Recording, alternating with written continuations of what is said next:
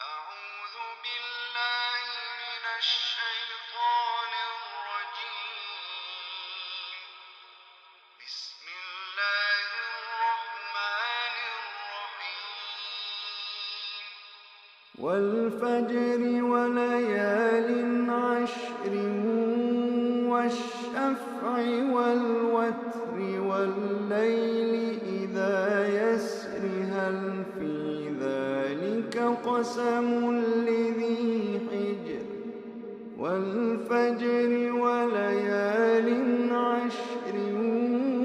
والشفع والوتر والليل إذا يسر هل في ذلك قسم لذي حجر ألم تر كيف فعل ربك بعاد ألم تر كيف فعل ربك بعاد إرم ذات العماد التي لم يخلق مثلها في البلاد وثمود الذين جابوا الصخر بالواد وفرعون ذي الأوتاد الذين طغوا في البلاد فأكثروا فيها الفساد فصب عليهم ربك سوط عذاب إن ربك لبالمرصاد فأما الإنسان إذا ما ابتلاه ربه فأكرمه ونعمه فيقول ربي أكرمن وأما إذا ما ابتلاه فقدر عليه رزقه فيقول ربي أهانن كلا بل لا تكرمون اليتيم ولا تحاضون على طعام المسكين وتأكلون التراث أكلا لما وتحبون المال حبا جما كلا إذا دكت الأرض دكا دكا كلا إذا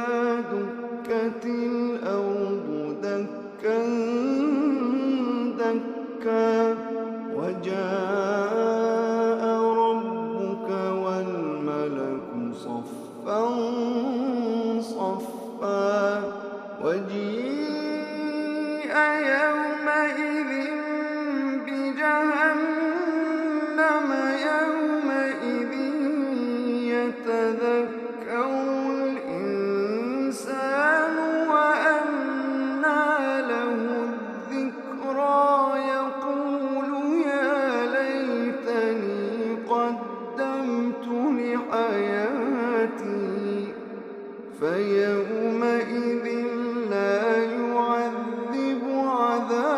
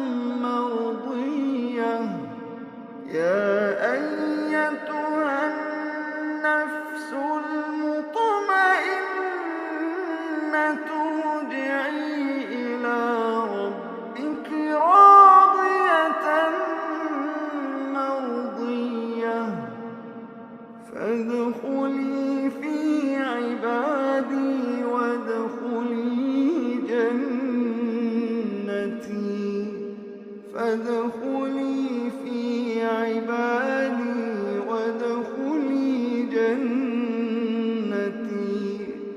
فادخلي في عبادي وادخلي جنتي.